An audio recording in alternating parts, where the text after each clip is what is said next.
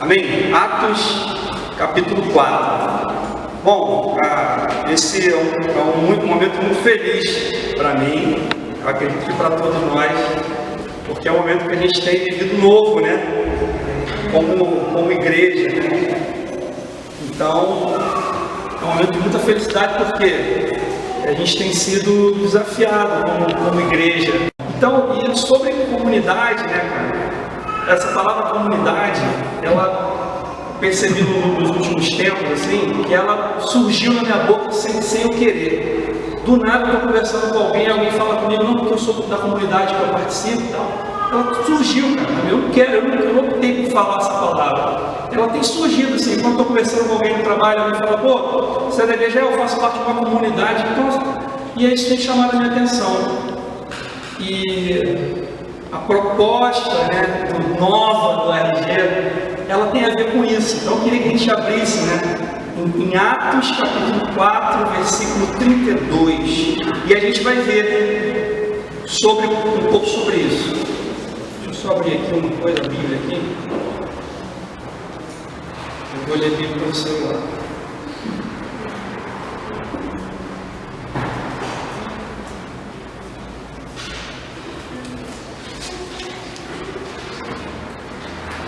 Quatro, 32. Vamos orar antes. Amém, Senhor. Pai, obrigado, Deus, por cada um que está aqui. E a gente tem orado, Pai, pedido para que o Senhor envie aqueles que o Senhor quer, aqueles que o Senhor quer falar, aqueles que o Senhor quer, Senhor. Então a gente crê que todos nós estamos aqui, foi o que o Senhor enviou, foi o que o Senhor tocou o coração, foi o que o Senhor colocou uma chama, foi o que o Senhor colocou algo dentro para estar aqui, para estar com compromisso, Senhor. Então muito obrigado, Pai, que através da exposição da Tua Palavra, que é o que a gente vai falar da Tua Palavra, Senhor, isso possa gerar em nós um fogo, Pai, um fogo, uma paixão, Deus, algo dentro de nós que nos mova, Deus, para esse propósito, Senhor. Para o propósito que eu tenho chamado essa comunidade de fé aqui, essa comunhão com o resgate, que isso, Pai, seja gerado dentro da gente hoje, e a gente caminhe como realmente uma comunidade, como uma família, um corpo, Senhor. Em nome de Jesus, transforma-nos através da Tua Palavra, Senhor. Em nome de Jesus. Amém. O banner que foi enviado do RG, né? Ah, que legal. O banner que foi enviado é Conectados. E tudo está ligado. A gente vai conversar um pouquinho sobre isso. Então o tema é a comunidade dos santos. A comunidade dos santos. E aí quando a gente fala comunidade, a gente pode associar também família e corpo. Só que antes de ler o texto, eu queria abrir uma definição sobre o que é comunidade nos dicionários que tem por aí. O significado da palavra comunidade. Está aí, mano? Só um minutinho. Então vamos ler, depois a gente vai. Depois a gente fala. Vamos primeiro para abrir. Atos 4, 32 fala assim: da multidão dos que creram, era uma mente e um coração.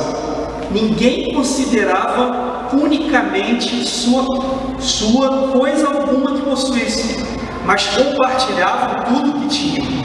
Com grande poder, os apóstolos continuavam a testemunhar da ressurreição do Senhor Jesus, e grandiosa graça estava sobre todos eles. Não haviam pessoas necessitadas entre eles, pois os que possuíam terras e casas as vendiam, traziam o dinheiro da venda e o colocavam aos pés dos apóstolos, que os distribuíam segundo a necessidade de cada um. Só que aqui, ainda não? Aqui, ó, uma definição do que é comunidade. Não precisa pegar não, Bruninho. Definição do que é comunidade por aí na internet, no site. O que é comunidade? Comunidade é um grupo de pessoas que vivem dentro de uma mesma área, unidas por interesses comuns e que participam das condições gerais de vida. Um grupo integrado em que os membros se relacionam por laços de simpatia ou outros motivos. Esse é um termo que significa comunidade. Somos nós. Amém. Amém? Nós somos uma comunidade. E como uma comunidade de fé, uma comunidade que professa a fé cristã, que fala que é uma comunidade que se diz seguidor de Jesus, a gente tem que entrar, porque assim, tem muitas comunidades cristãs por aí que vivem um nível superficial de relacionamento. E aí eu aprendi uma coisa seguinte: se meu nível de relacionamento com o meu próximo da igreja é superficial, o meu nível de relacionamento com Deus é superficial também. Não existe relacionamento só com Deus, você e Deus. Ele tem relacionamento com as pessoas. Então a gente precisa, o que Deus está chamando aí, gente? Você que está aqui agora, você que está me ouvindo falar, pô, vamos lá, vai ter gente, vai se encontrar todo final de semana, qual é o propósito? É para que a gente crie laços de comunidade, crie laços em que um se importe com o outro, em que a gente caminhe junto com a mesma fé. E aí vamos pular aqui para a Bíblia, eu acho interessante que ele fala assim, né? Só um minutinho. Esse texto que a gente leu, ele fala sobre, eu peguei algumas palavras-chave. Unidade, né? Que ele fala assim, da multidão dos que creram, eram uma mente e um coração. Eles tinham unidade. E unidade de mente e coração, que eu acho maneiro, coração, a Bíblia fala que é de onde procedem as fontes da vida. O coração fala sobre, tipo assim, é o que eu quero para a minha vida. Qual é o objetivo da minha vida? Está lá no meu coração guardado. E aí quando ele fala de sentimentos, é de pensamento. Então quando ele fala que eles eram um de coração e mente, eles pensavam as mesmas coisas, embora não eram mecânicos, mas cada um tinha a sua individualidade, mas eles tinham um só pensamento e um só propósito de vida, de coração e mente. Então a unidade dessa igreja, cara, essa igreja aqui, pelo menos para mim, é um sonho de igreja, cara. Só esses 2 versículos da multidão que queiram, aí ele fala, sem apego às coisas materiais. Ninguém considerava unicamente sua nenhuma coisa que possuísse, mas compartilhavam tudo que tinha. Não tinham apego. Essa igreja era perfeita, cara. Essa igreja era perfeita. E às vezes a gente olha e vê quanta distância que há disso. A gente vai falar disso também.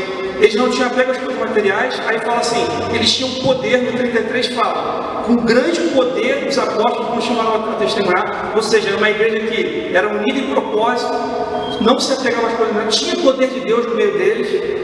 Não era só aquele negócio de assistencialismo com o outro, vamos ali fazer uma caridade. Não, tinha poder de Deus, tinha curas, tinha milagres, tinha os caras testemunhando de Jesus fora da igreja. E aí uma outra coisa que eu peguei aqui, abundante graça. Aí eu queria ler, aí ele fala assim, né? Em todos eles existia abundante graça. Eu queria ler aqui, cara, o sentido do que é abundante graça aqui. Só um minutinho, vale a pena, porque falou muito comigo. E o interessante é que ele fala assim, em todos eles havia abundante graça. Não era só a abundante graça que havia, não era só no líder que estava lá na frente, liderando, não era só em uma pessoa específica. Todo mundo daquela comunidade de fiéis, daquelas pessoas que viviam unidos, todos eles tinham entre si abundante graça. Isso é demais, cara. A graça. Olha o que é abundante graça, no sentido, aquilo que dá alegria, deleite, prazer, doçura, charme, amabilidade, graça de discurso, boa vontade, amável bondade, favor, bondade e misericórdia, pela qual Deus exerce sua santa influência sobre as almas. As pessoas que tinham ali, eles expressavam a misericórdia de Deus sobre umas pelas outras, fortalecendo, fazendo que cresçam na fé. Então não era só os líderes, o menor que se achava menor, sei lá, ele tinha abundante graça dentro dele, afeição.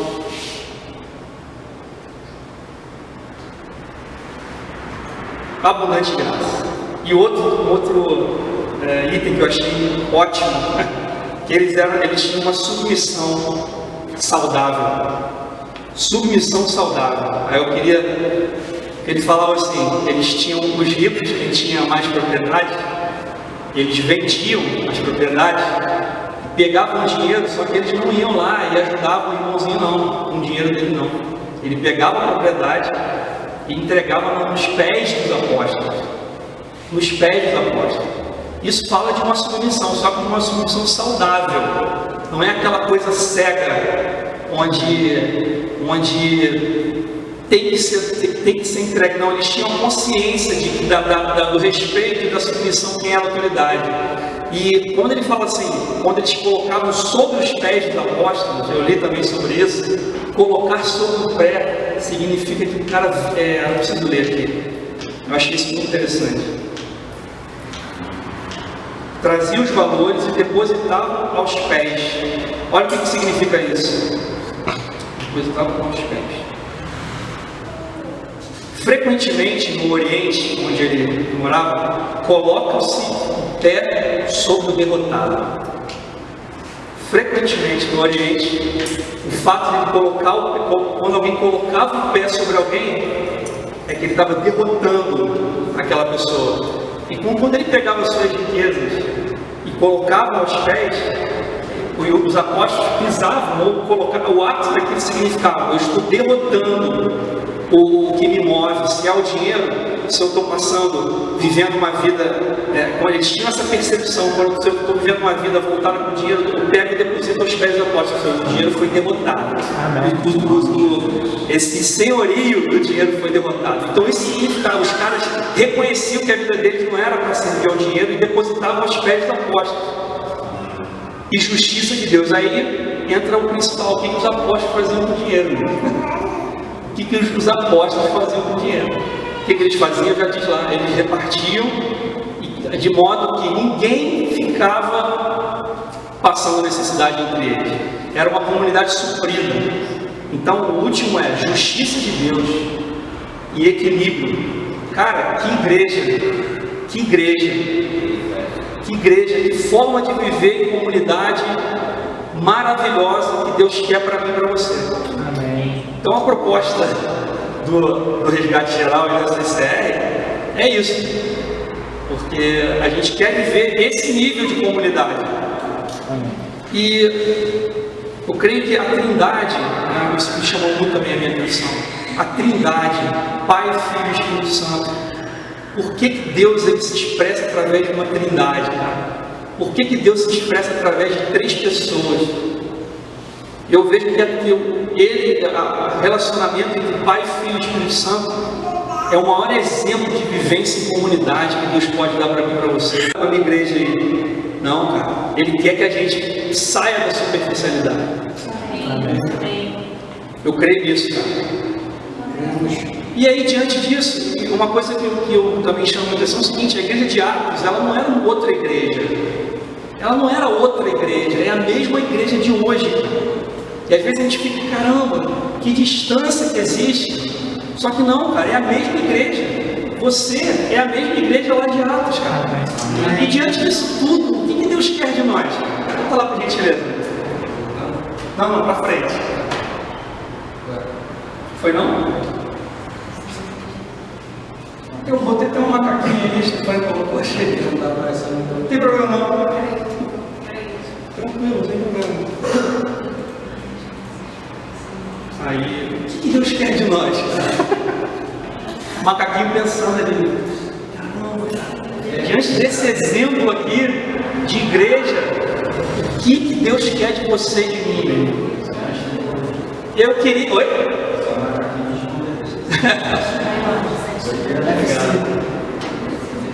E eu queria que você botasse a sua cabeça para pensar agora em 2 minutos, 2 minutinhos,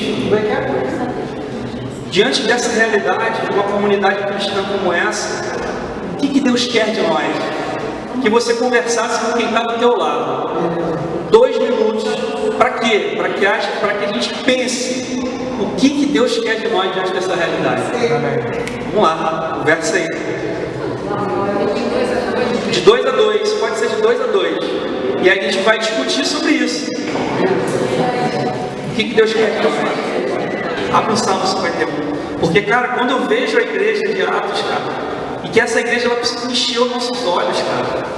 Esse tipo de relacionamento, esse tipo de graça abundante, ele precisa encher os nossos olhos, cara. Ele precisa ser um alvo pra gente. E quando eu vejo aí essa igreja, a primeira reação que eu tive, quando eu leio isso, eu olho para mim. Eu falo, caramba, que realidade diferente, como eu estou distante de viver assim, como eu não sou assim. E aí eu queria no Salmo 51, cara, foi quando Deus, quando eu senti isso, quando me veio esse peso de acusação que eu sou, porque isso mexe completamente com meus interesses, mexe completamente com a minha vida inteira, cara. Viver dessa forma mexe com a vida inteira da pessoa, mexe que você está trabalhando, está num dia que você tem que abrir mão do teu trabalho para socorrer alguém que está precisando, um irmão teu. Fala sobre você ter, às vezes você está bem, sobrou uma graninha do mês, a gente divide conta apertada, sobrou uma graninha, mas no irmão está faltando, fala de você abrir mão daquela grana que sobrou para ajudar, então mexe tudo, cara. Tudo. Mexe tudo. E eu olho para mim e falo, meu Deus, como eu sou ainda longe disso. Aí o Espírito Santo falou comigo no Salmo 51:6, cara, sobre verdade no íntimo. Fala assim, ó, Salmo 51, primeira 1, versículo 1, tem misericórdia de mim, ó Senhor, sou eu, né? Por teu amor, por tua grande compaixão, apaga as minhas transgressões. Lava-me da minha culpa e purifica-me do meu pecado, pois eu mesmo reconheço as minhas transgressões, e o meu pecado sempre me persegue. Contra ti pequei, e fiz o que tu reprovas, de modo que justa é a tua sentença, e tens razão em condenar-me. Sei que sou pecador desde que nasci, minha mãe me concebeu em pecado. O 6 ele fala assim, sei que desejas a verdade no íntimo, e no coração me ensina a sabedoria. Purifica-me com o soco e ficarei puro. Lava-me e serei mais branco do que a neve. Faz-me ouvir o júbilo da alegria. No 10 agora. Cria em mim um coração puro, ó Deus, e renova dentro de mim um espírito instável. Que Deus falou comigo, cara, nesse versículo, falou, Saul, qual é a verdade que está no teu íntimo? Cada um sabe.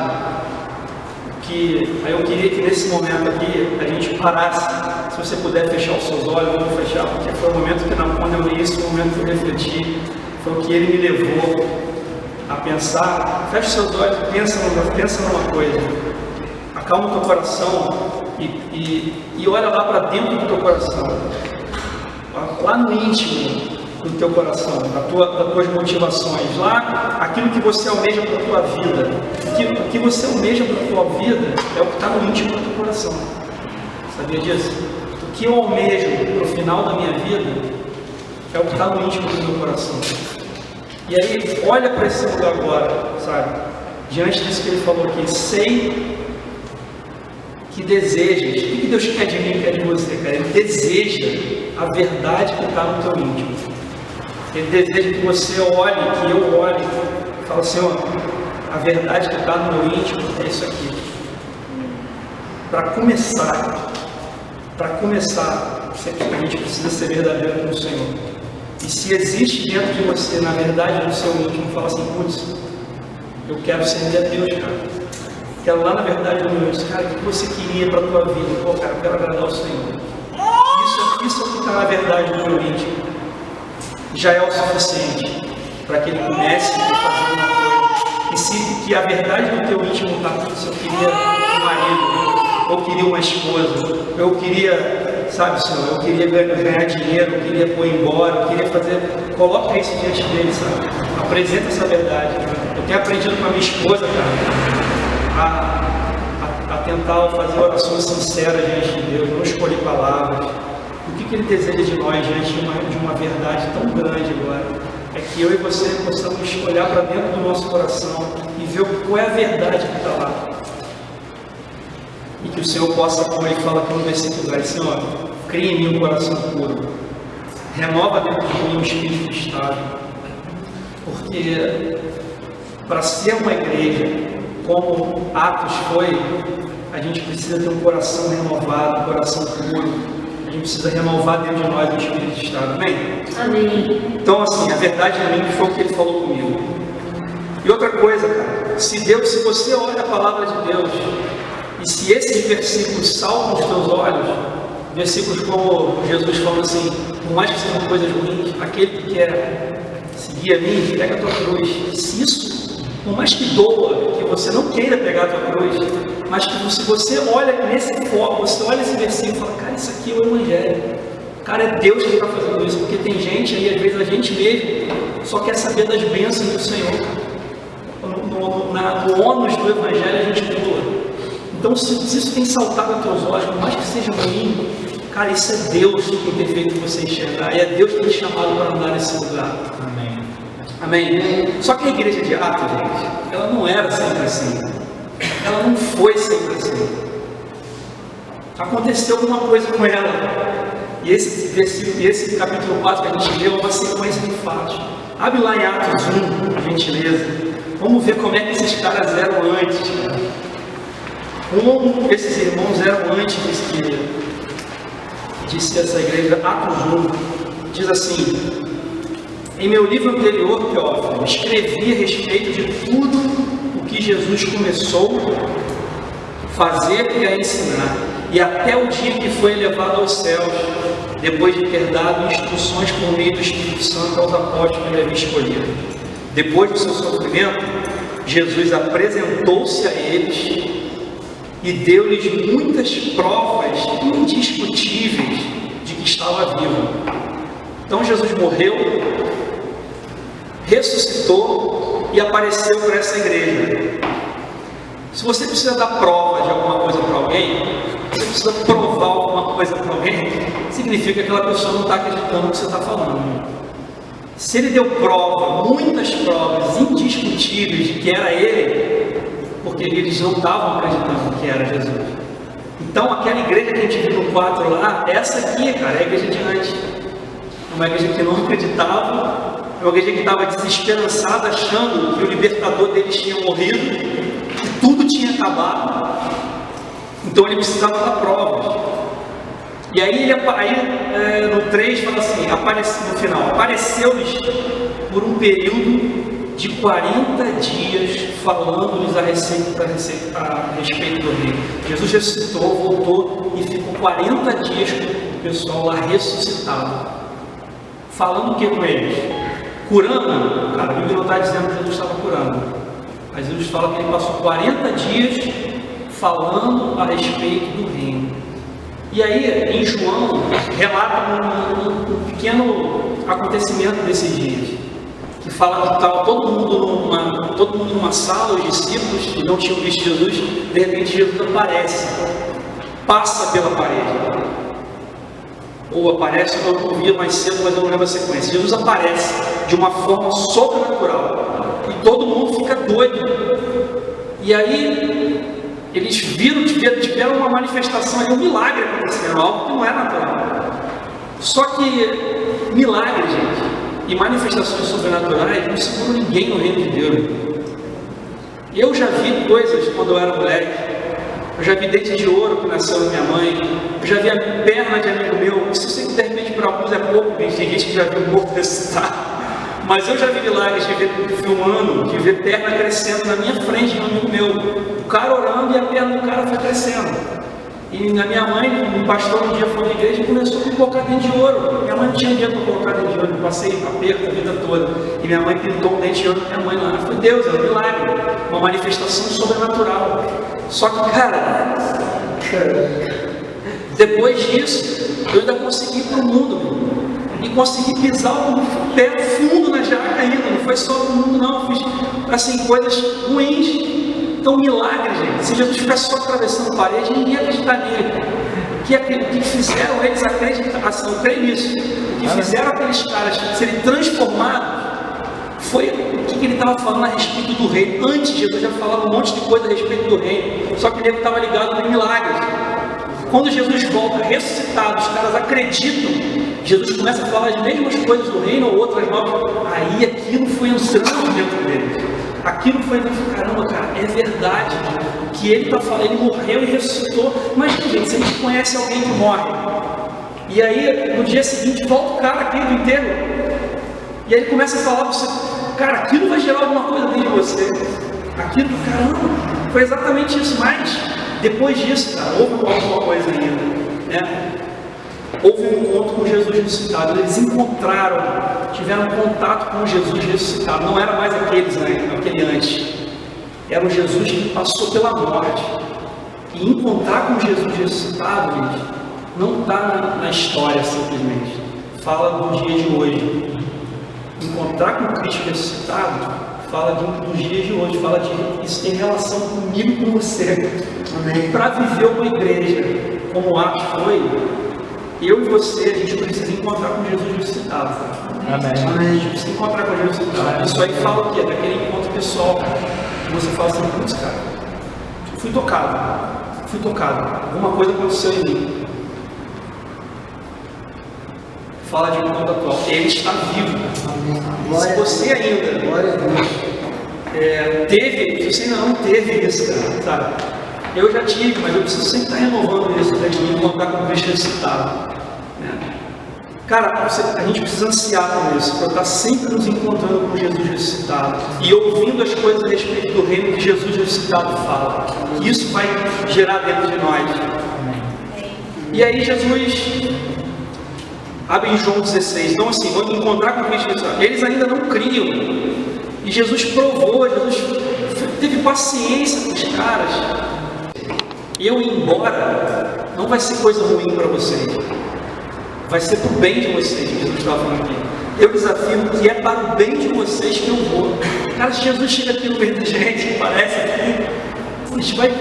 Quando Pedro experimentou isso lá, quando ele estava no Monte da Transfiguração, ele falou, cara, bora fazer aqui umas casas aqui, eu não fico aqui, não quero mais sair de perto de vocês. E era exatamente isso, cara. Imagina, você está andando com o próprio Jesus, a gente está andando, e o cara fala assim, agora eu vou embora. Não, tu não vai embora não, pelo amor de Deus, fica aqui. Não, cara, eu vou embora para o seu bem. Por quê? Que é para o seu bem que eu vou. Se eu não for, o conselheiro ou o consolador não virá para vocês. Mas se eu for, eu enviarei. Quando ele vier, convencerá o mundo do pecado, da justiça e do juízo. Do pecado porque os homens não creem em mim. Da justiça porque eu vou para o Pai e vocês não me verão mais. E do juízo porque o príncipe desse mundo já está condenado. 13. Mas quando o Espírito da verdade vier, ele nos guiará para a verdade. Você não está falando, cara. Ele tinha que ir embora para que o Espírito dele morasse dentro da gente. Até no momento, o Espírito não morava dentro deles. Então Jesus não veio para ficar andando com o povo só, curando, não. Ele falou assim, cara, eu preciso ir embora, porque eu preciso enviar o meu Espírito. E em Atos, eu até pulei esse versículo, fala do batismo, né? Lá em Atos, eles encontraram com Jesus ressuscitado. Em Atos 2 fala do dia do Pentecostes, que é uma coisa importantíssima, né? Deixa eu só ver aqui, meu irmão. Eu não anotei esse versículo aqui. Está aqui.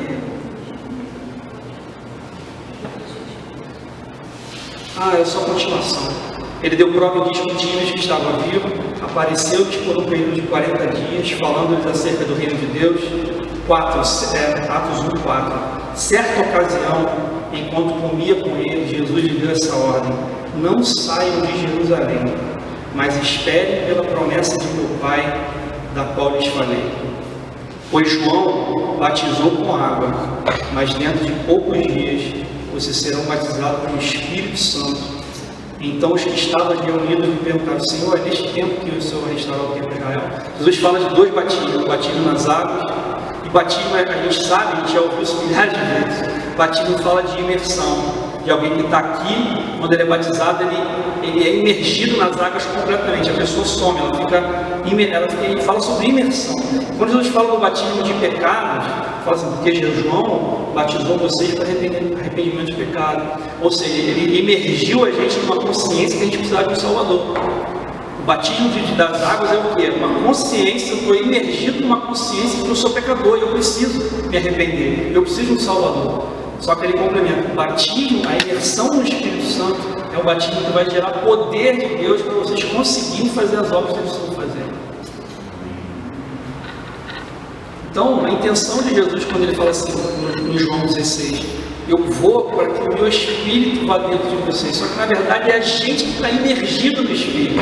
O batismo do Espírito Santo somos nós imergidos no Espírito. E às vezes eu já conversei com algumas pessoas falando assim: não, eu não sou batizado no Espírito Santo. Que isso, irmão? Não, eu não sou batizado. Por quê? Porque eu não falo em línguas. Não é isso. E a pessoa entra debaixo de uma acusação, porque pelo fato de não acontecer uma evidência, que é o falarinho, que também é do céu, que é para edificação própria, a pessoa acha que não é batizada, porque não fala em línguas. Cara, John Piper, que é um cara que escreve textos, que tem uma revelação do que é o amor de Deus absurda, uma consciência de edificação do corpo, John Piper, um senhorzinho, não é batizado no Espírito Santo, meu irmão. O cara não fala em línguas. Isso eu não ouvi dos outros, não. Eu vi ele falando sobre isso. Ele é batizado. Não, ele não fala em línguas, mas ele é batizado. E ele já falou sobre isso numa pregação. Eu não sou batizado, mas o que eu posso fazer? Não, ele não fala em línguas. Só que, meu irmão, o batismo no Espírito Santo é ser imergido no Espírito Santo. O que significa isso, ser imergido no Espírito Santo? É pensar como o Espírito Santo pensa, é agir como o Espírito Santo agiria, é subir. Então aquela igreja, ela era daquele jeito, porque ela estava imergida no Espírito Santo, cara. Acabou ali os interesses de cada um, acabou os interesses. Então a intenção de Jesus é que eu e você nos afundemos no Espírito Santo, cara. É imersão no Espírito Santo. Isso é batismo. Se uma pessoa não gerar frutos, sabe, de batismo, se uma pessoa continuar vivendo, se eu continuar vivendo de forma egoísta, só pensando na minha vida, nas minhas coisas, eu não fui batizado no Espírito Santo, cara. Eu não fui batizado no Espírito Santo. Eu posso falar de uma língua que ninguém fala. Aquela língua que ninguém fala. Se eu continuo a viver achando que só eu e Deus, meu irmão, eu não fui batizado no Espírito Santo. Então, se o Espírito Santo ele não parou ele não me fez, não gerou dentro de mim, sabe, dentro da minha igreja, eu olhar para o irmão que está do lado e falar, será que aquele cara está bem?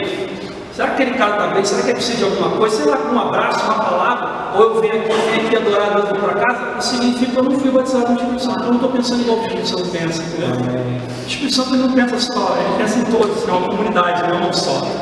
Por mais que Jesus morra, tenha morrido por cada um de nós individualmente, a salvação ela é coletiva. Eu creio nisso, sabe? Enfim, eu creio sim.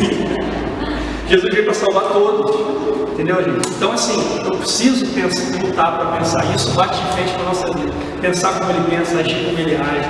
Então, a intenção dele é que eu e você pensemos como ele, sintamos como ele, a gente haja como ele. Isso é ser batizado no Espírito Santo.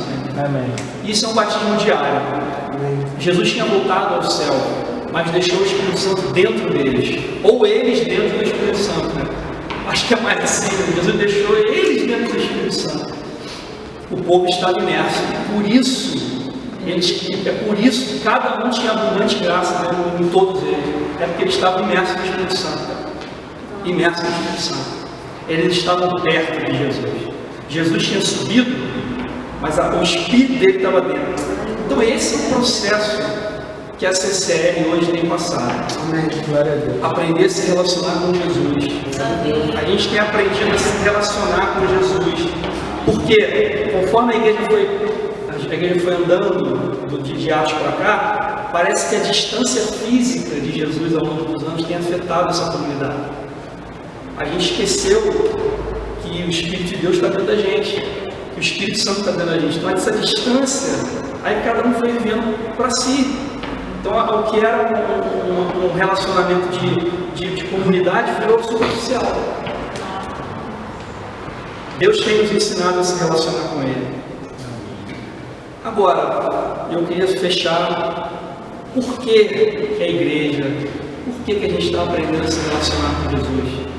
Por que a gente precisa ter, tanto fala aqui, né? Inclusive a palavra para essa igreja aqui é que seria uma igreja que seria conhecida pela intimidade com o Senhor. Né? Por que a CCR vai ser uma igreja conhecida pela intimidade com o Senhor? Qual é o fruto que isso vai gerar? João 15, abre por gentileza. E a gente vai fechar aqui. Caramba, não vai ser. João 15. O tema dessa igreja era conectados, né? Conectados. João 15:1 fala: eu sou a videira e meu pai é o agricultor. Todo ramo que estando em mim não dá fruto, ele corta. E todo que dá fruto, ele poda, para que dê mais fruto ainda. Vocês já estão limpos pela palavra que tenho vos falado. Permaneçam em mim e eu permanecerei em vocês. Nenhum ramo pode dar fruto por si mesmo, se não permanecer na videira. Você também não pode dar fruto, mais uma vez está falando de fruto, se não permanecer em mim. Eu sou a videira, vocês são os ramos. Se alguém permanecer em mim e eu nele, esse dará muito fruto, mais uma vez fruto. Pois sem mim vocês não podem fazer coisa alguma. Se alguém não permanecer em mim, será como um ramo que é cortado e jogado e seco. Tais ramos são apanhados, lançados no fogo e queimados. Se vocês permanecerem em mim e as minhas palavras permanecerem em vocês, pedirão o que quiserem e será concedido. Meu Pai é glorificado pelo fato de vocês terem intimidade com Deus? Não. O Pai é glorificado pelo fruto que a intimidade com Deus tem que gerar em nós. E isso é que o Pai é glorificado. Ele fala assim, se você é alguém, meu Pai é glorificado pelo fato de vocês darem muito fruto. Só que ele está falando o seguinte, esse fruto que Jesus está falando aqui, ele é gerado de uma intimidade. Amém. Ele é gerado de uma forma de se relacionar com Deus certa, sem palavras formadas, que eu tenho lutado com isso, o que eu vou falar agora na minha oração aqui? Não, cara, fala o que está no teu coração. A gente vê Davi falando coisas, às vezes parece até meio que, cara, o que ele está pensando que está falando com quem, né? Ele era com Deus, né, cara? Então, o fruto da intimidade com Deus é que Jesus está falando aqui. Meu Pai é glorificado pelo fato de vocês darem muito fruto. Então, por que essa intimidade? Por que Deus quer que você seja e eu sejamos íntimos dele? Cara, porque a gente está precisando dar fruto, cara. A gente está precisando frutificar. E o fruto que eu tenho entendido não é encher esse lugar. Não é encher esse lugar. Porque eu creio o seguinte, se nós somos uma comunidade pequena, já falei isso aqui para alguns, temos esse relacionamento superficial, a gente está começando a querer mudar isso, imagina isso aqui cheio. A gente vai reproduzir superficialidade. A gente vai reproduzir gente que não se conhece e que chega aqui domingo e dá tapinha nas costas. Isso não é igreja, cara. Isso não é igreja.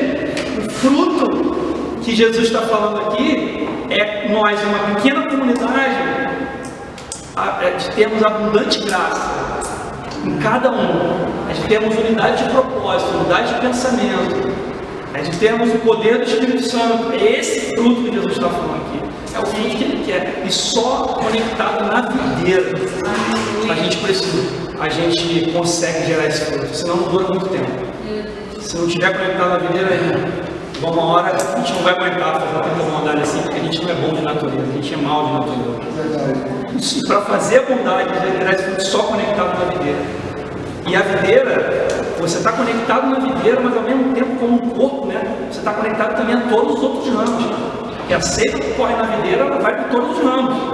Então, da mesma forma como eu estou conectado na videira, eu estou conectado também a todos os ramos. Aí me lembra lá do que Paulo falou. Vocês são corpo, cara. Cabeça é Jesus. Ou seja, eu acho interessante isso quando ele fala de cabeça, porque quando eu estou parado e faço assim, levanto o braço, quem enviou o comando para levantar o braço foi o cérebro. E só conectado na videira. Esse texto aqui, cara, nem precisa. Seja bem-vindo. Nem precisa entrar, sabe? É conectado na videira. É ligado nele para gerar frutos. Cara, como eu quero, sabe, que a gente tenha esse relacionamento, sabe? De a gente chegar ao ponto, sabe? De que tudo tudo que eu tenho em comum é em comum. E abundante graça. E aí, cara, a comunidade que a gente mora aqui, ela vai comer esse fruto, branco. Ele vai comer esse fruto. Aí sim, se esse lugar encher, vai ser uma igreja de relacionamento, sabe? Profundos, não vai ser gente superficial. Amém. Eu queria finalizar com uma analogia. Eu estava aqui na etapa outro dia, na última etapa, e veio no meu coração, cara. Eu creio que foi de Deus. Eu estava orando aqui sobre intimidade e tal, e aí veio uma analogia no meu coração do médico. A profissão do médico. A profissão de médico, ele é um cara que ele tem compromisso com a vida, né?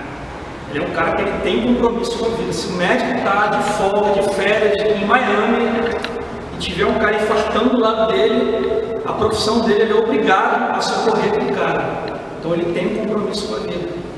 E quando a gente vai no posto de saúde, ou no médico, ou a gente mesmo passa por isso, a gente encontra um médico que faz descaso do paciente, que não atende bem, sabe? Que deixa às vezes, larga objetos de cirurgia dentro da pessoa, como é que já tem casos. Ou seja, quando a gente vê um médico sem compromisso com a vida, cara, isso já, em mim gera uma revolta imensa. E a mesma coisa é o crente, cara, que não tem compromisso com a vida.